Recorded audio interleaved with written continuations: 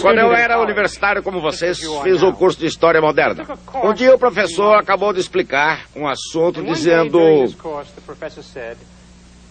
Isso nos traz ao fim do século XIX. Então ergui timidamente a mão e disse: senhor professor, havia muito respeito naquela época, hein? Eu disse: professor, o senhor passou 2 semanas nos ensinando a teoria da guerra do século XIX e jamais disse uma só palavra sobre as teorias de James Clerk Maxwell. A teoria da arte da guerra do século XIX é algo sem significado duradouro, enquanto que a obra de Maxwell efetivamente afeta o nosso dia a dia. O senhor não acha que isso constitui uma estranha distorção do que é importante na história? Pensando bem, talvez não houvesse tanto respeito assim naquela época. Devo admitir que ele ficou embaraçado com a minha pergunta. Ele nem sabia quem era Maxwell. Explicou rapidamente o que ele tinha feito. O que estou querendo dizer é que a história da ciência é a filha adotiva da profissão de historiador. A maioria dos historiadores ignora essa história simplesmente porque não a compreende. São como o homem que procura as chaves debaixo do poste porque ali há luz, mesmo que as tenha perdido em algum outro lugar. Bom, não vamos dizer uma única palavra sobre a arte da guerra no século XIX. Em compensação, vamos contar tudo sobre as belas teorias de James Clerk Maxwell.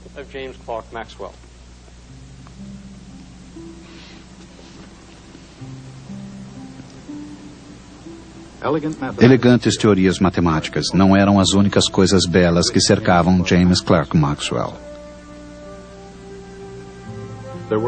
Havia seus preciosos livros, é claro.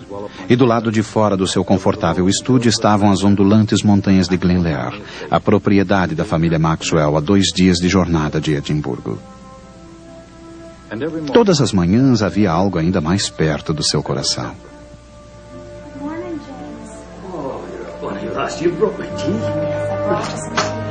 Maxwell conheceu Catherine em Aberdeen, no Marischal College, onde ele começara a lecionar em 1856. 2 anos mais tarde, James escreveu a tia Kay. Essa carta tem a finalidade de informar-lhes de que terei em breve uma esposa.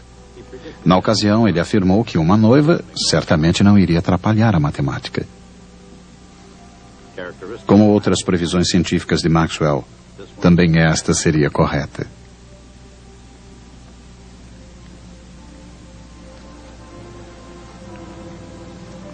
Naturalmente, Maxwell não foi o primeiro a fazer previsões corretas sobre os mistérios profundos das forças naturais. 2 séculos antes, Isaac Newton escrevera um livro sobre o assunto. Mas ele precisara se expressar em termos de ação à distância.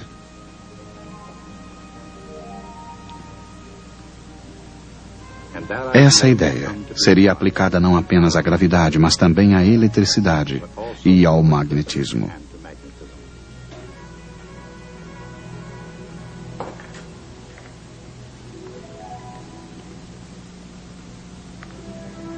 Foi então, na década de 1830, na trilha dos franceses Coulomb e Ampère, e especialmente de Hans Christian Ørsted, que surgiu Michael Faraday. Ele se sentia cada vez mais atraído pela eletricidade e pelo magnetismo. E em agosto de 1831, seu itinerário parecia razoavelmente claro. Retomando os estudos no ponto deixado por Ørsted, Faraday confirmou que uma corrente elétrica era capaz de produzir um campo magnético. Indo mais adiante, Faraday demonstrou que um fluxo magnético variável pode produzir uma corrente elétrica.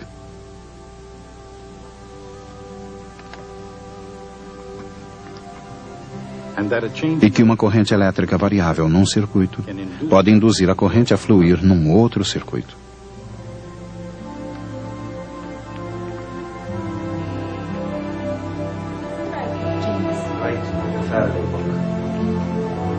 Desde então, principalmente graças a descobertas semelhantes pelo americano Joseph Harry, o princípio da indução na eletricidade e no magnetismo passou a ser levado em consideração pelo mundo científico. E certamente, na casa de Maxwell, o livro Pesquisas Experimentais em Eletricidade de Faraday passou a ser considerado o texto definitivo. Mas, quando tomou contato com o trabalho de Faraday, Maxwell já estava próximo de novas conclusões, uma habilidade que ele desenvolvera desde muito cedo.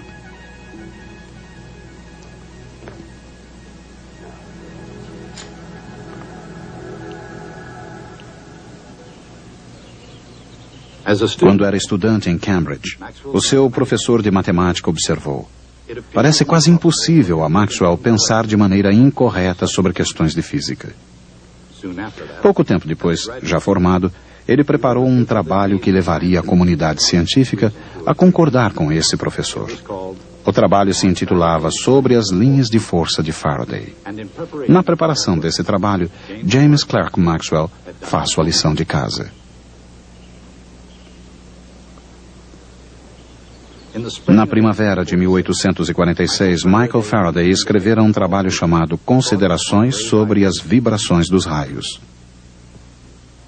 Nessa publicação profética, ele indagava se a luz não seria um tipo de vibração nas linhas de força. As linhas de força, escreveu ele, devem ligar partículas e também massas. Em outras palavras, na imaginação de Faraday, as cargas elétricas estavam ligadas umas às outras por linhas de força no espaço vazio. No entanto, embora essa ideia fosse fácil de se conceber, ela induzia uma intrigante questão científica. Será que uma carga vibratória faz vibrar as linhas de força? Nesse ponto, Faraday talvez tenha imaginado cada linha se comportando como uma série de osciladores mecânicos interligados.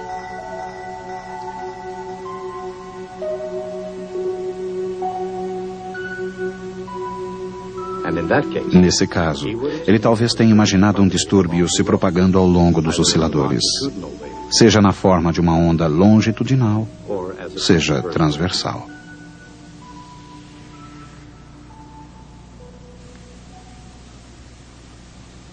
Mas não importa muito a forma por ele imaginada. O essencial reside no fato de terem sido observadas por Faraday.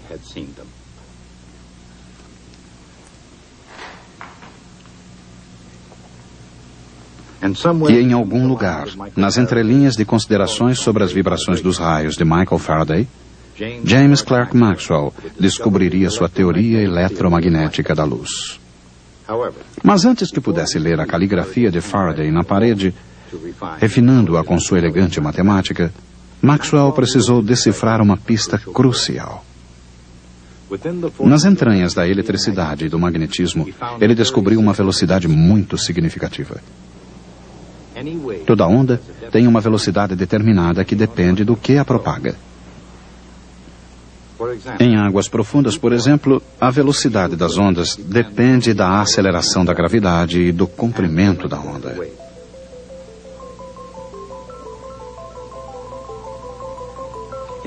No ar, a velocidade do som depende da pressão do ar, bem como da densidade do meio.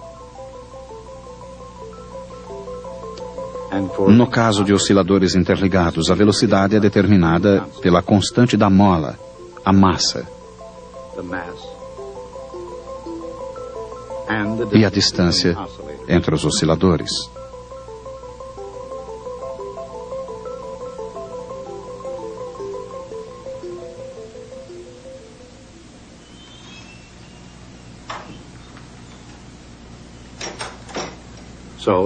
Era a hora de Maxwell tentar determinar a velocidade das ondas nas linhas de força de Faraday.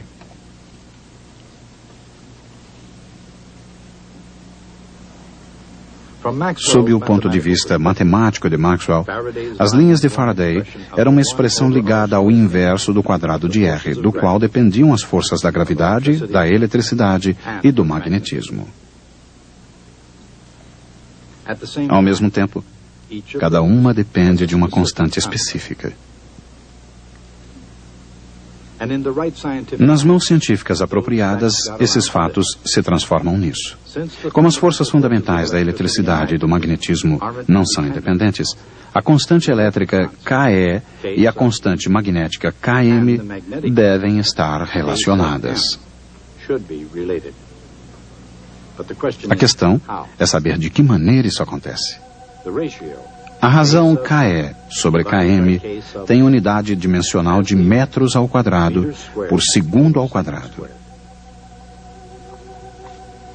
Em outras palavras, o quadrado de uma velocidade. Mas que velocidade? O quadrado da velocidade da luz é 9 vezes 10 elevado à 16ª potência metros quadrados por segundo ao quadrado.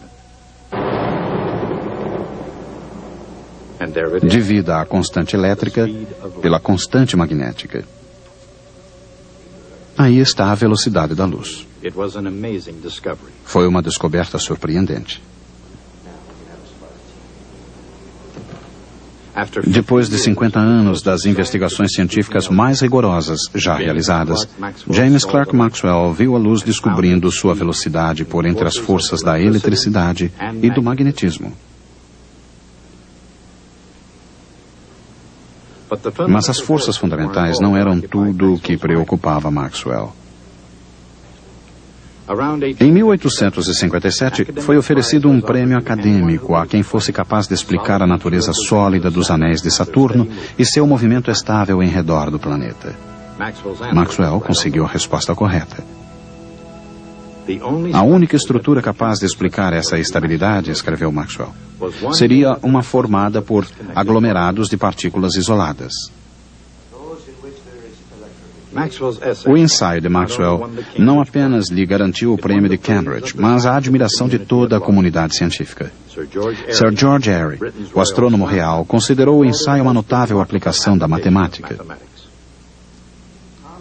Talvez porque um sucesso mereça outro, Maxwell começou imediatamente a investigar outras partículas móveis, além daquelas de Saturno.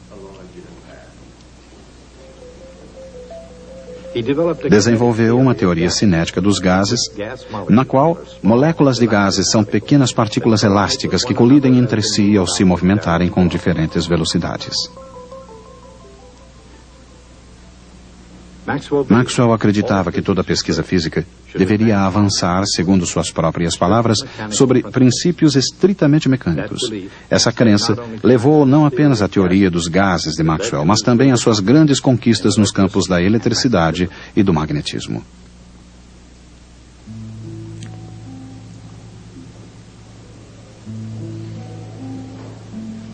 Para prosseguir suas pesquisas, Maxwell e família mudaram-se para Kensington, Londres, em 1860.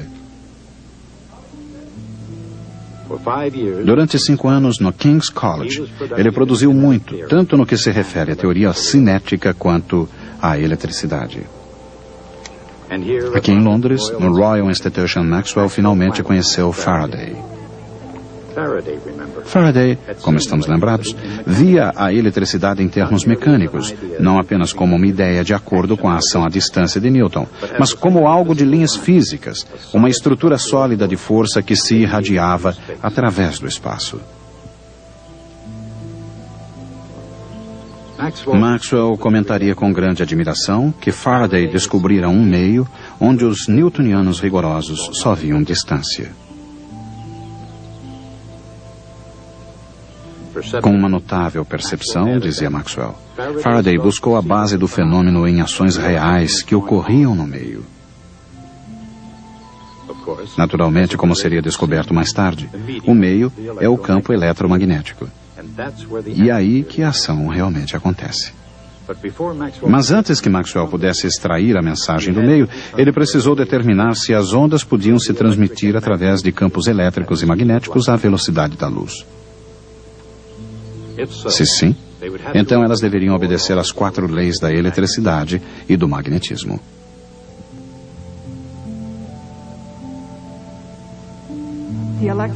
O fluxo elétrico através de qualquer superfície fechada é igual a 4π vezes KE vezes Q, ou Q sobre ε0. onde Q é a carga total envolta pela superfície.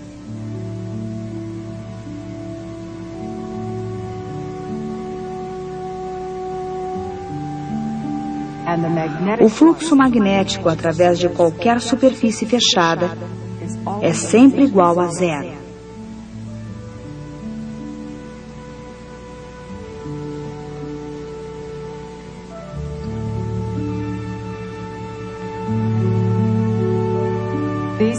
Essas são as leis de Gauss da eletricidade e do magnetismo.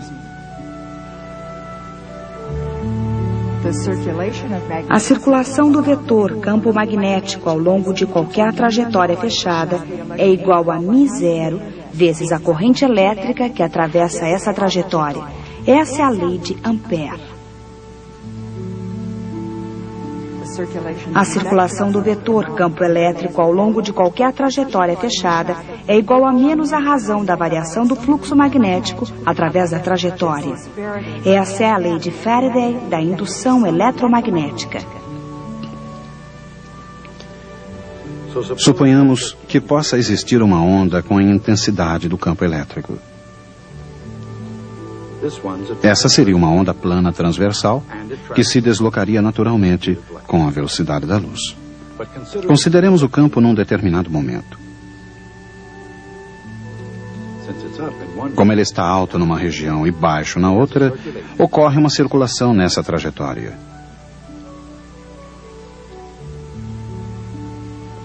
De acordo com a lei de Faraday, isso significa que deve haver um fluxo magnético através dessa mesma trajetória. E além disso, ela deve variar com o tempo.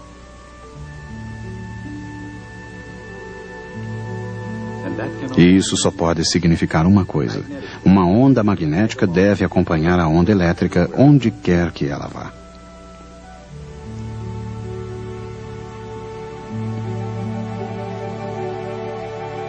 Mas, e este é o X do problema, isso significa que ocorre sempre uma circulação do campo magnético nessa trajetória.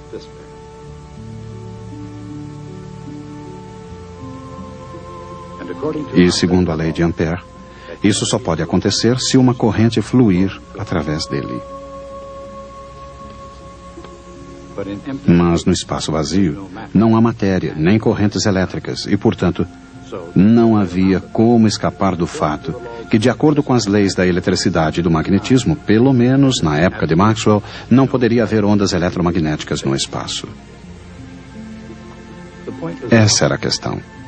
Se as leis da física afirmavam que não podia existir onda no espaço vazio, então, por mais fundamentais que fossem essas leis, não haveria possibilidade de elas estarem de alguma forma incompletas.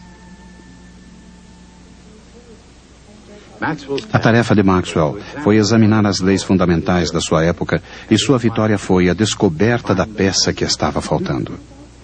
Ele conseguiu isso analisando um aparelho simples e absolutamente convencional, o capacitor. A circulação magnética em qualquer trajetória depende da corrente elétrica através dessa trajetória.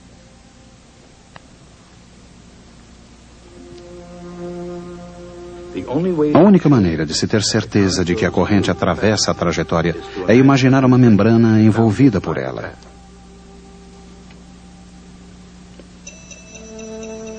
Assim, a mesma corrente deve passar pela membrana, não importa que forma tenha essa membrana.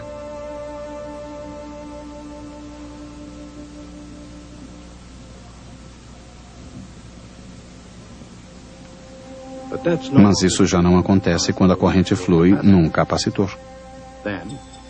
Nesse caso, embora a corrente continue fluindo, talvez ela esteja ausente da membrana. Assim, ao que equivaleria a circulação magnética? Tentando obter uma resposta para essa questão, Maxwell analisou uma página do livro de Faraday. A alteração do fluxo magnético produz a circulação elétrica. E então, como de costume, analisou o outro lado das coisas. Será que a variação do fluxo elétrico poderia criar a circulação magnética? A resposta prometia solucionar o problema do capacitor.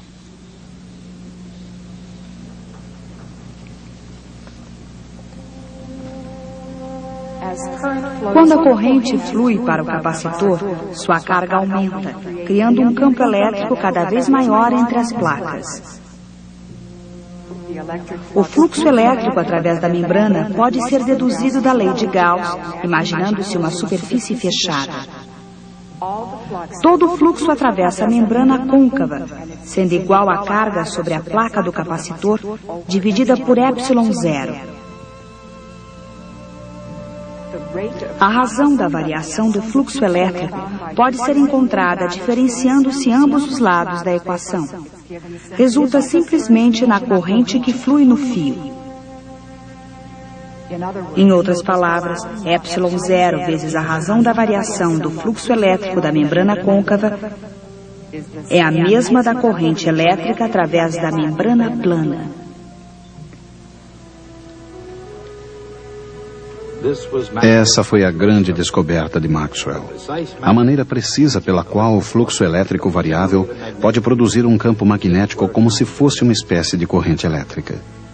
O próprio Maxwell deu a esse termo matemático o nome de corrente de deslocamento. Em outras palavras, a circulação magnética numa trajetória fechada é provocada não só pela corrente elétrica que a atravessa, mas também pela razão de variação do fluxo elétrico através dela. Foi assim que James Clerk Maxwell concluiu as leis da eletricidade e do magnetismo.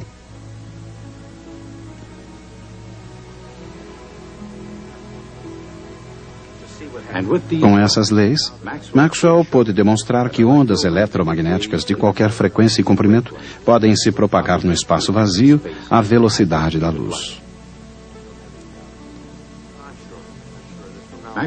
A descoberta de Maxwell, que na ocasião parecia algo exclusivamente teórico, conduziria às visões e sons do século XX, irradiando-se no espaço não apenas como luz visível, mas também na forma de ondas de rádio, micro-ondas e de todo o espectro eletromagnético.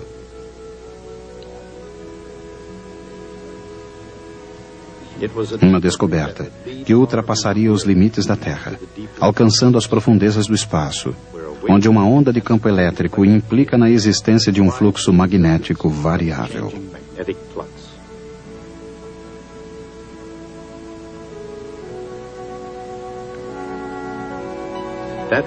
Isso significa uma onda no campo magnético.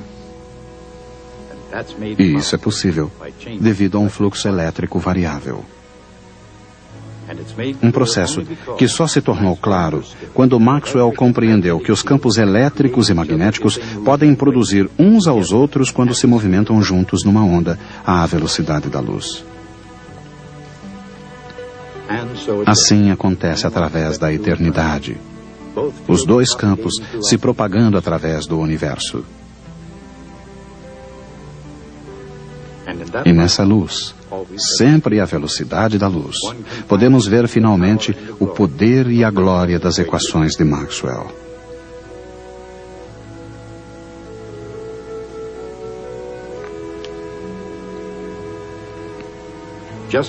Assim como Newton nasceu no mesmo ano da morte de Galileu, Maxwell nasceu em 1831, no ano em que Faraday descobriu a indução eletromagnética, e morreu em 1879, no ano do nascimento de Albert Einstein. O que poderia ser mais apropriado? Entre Newton e Einstein, nenhum homem na história da ciência deixou uma marca mais profunda. Maxwell definiu e redefiniu as leis fundamentais da natureza e nesse processo construiu uma ponte para a física moderna.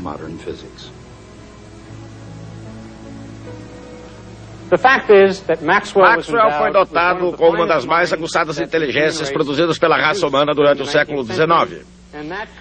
Essa inteligência, combinada com a educação recebida em Cambridge, lhe permitiram fazer qualquer coisa que tenha desejado.